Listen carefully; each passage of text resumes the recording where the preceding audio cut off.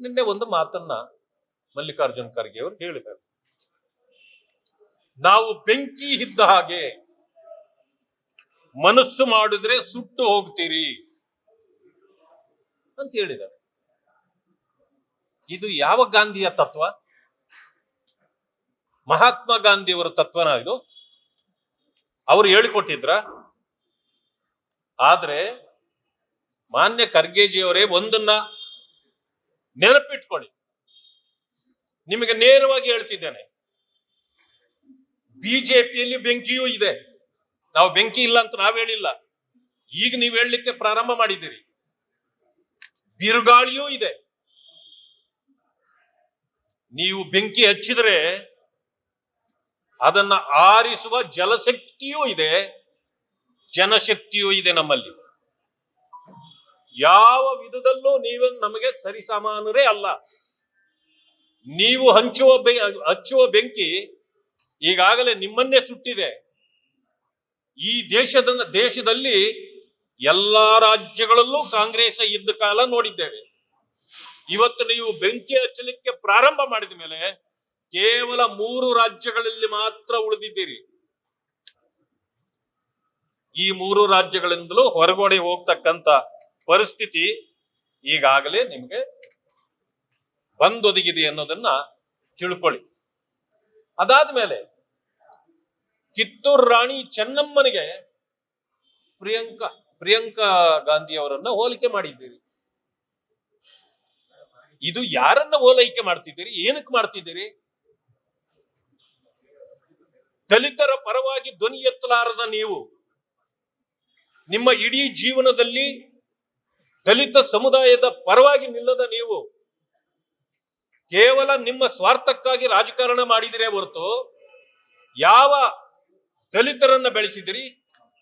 ದಲಿತರಿಗಾಗಿ ಏನು ಕೊಟ್ರಿ? ಈಗ 25,000 ಕೋಟಿ ದಲಿತರಿಗಿಟ್ಟ ಹಣವನ್ನ ನುಂಗಿದ್ರಲ್ಲ ನಿಮ್ಮ ಸರ್ಕಾರ ಕರ್ನಾಟಕದಲ್ಲಿ. ಒಂದೇ ಒಂದು ಸಾರಿ ನೀವು ಸ್ವಲ್ಲೆತ್ತಲಿಕ್ಕೆ ನಿಮಗೆ ಆಗಲಿಲ್ಲ. ಯಾಕೆ ಅಂದ್ರೆ ನಿಮಗೆ ನಿಮ್ಮ ಸ್ವಾರ್ಥ ರಾಜಕಾರಣ ಮುಖ್ಯವೇ ಹೊರತು ನಿಮಗೆ ದಲಿತ ಸಮುದಾಯ ಮುಖ್ಯ ಅಲ್ಲ. ಒಂದು ಸಾರಿ ಹೇಳಲಿಲ್ಲ.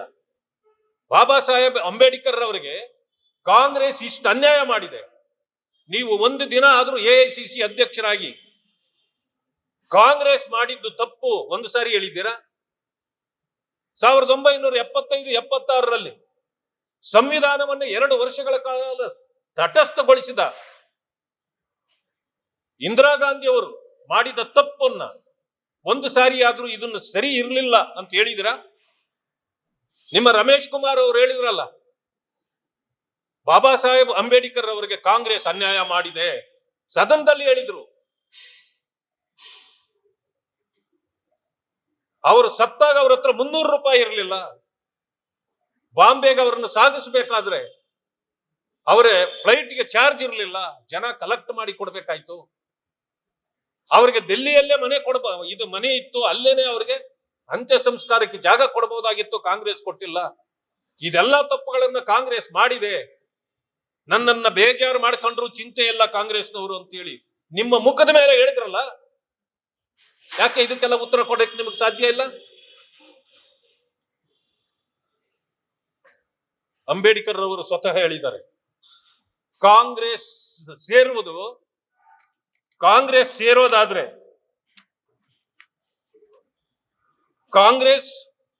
Joining Congress will be a suicidal. ನೀವು ಕಾಂಗ್ರೆಸ್ಗೆ ಸೇರೋದು ಆತ್ಮಹತ್ಯೆ ಮಾಡಿಕೊಂಡಂತೆ ಅಂತ ಅಂಬೇಡ್ಕರ್ ಅವರು ಹೇಳಿರೋದು. ಬಾಬಾ ಸಾಹೇಬ್ ಅಂಬೇಡ್ಕರ್ ಅವರು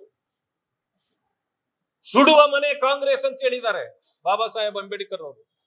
ನೀವು ಯಾವ ನಾಲ್ಗೆಯಿಂದ ನಿನ್ನೆ ಹೇಳ್ತೀರಿ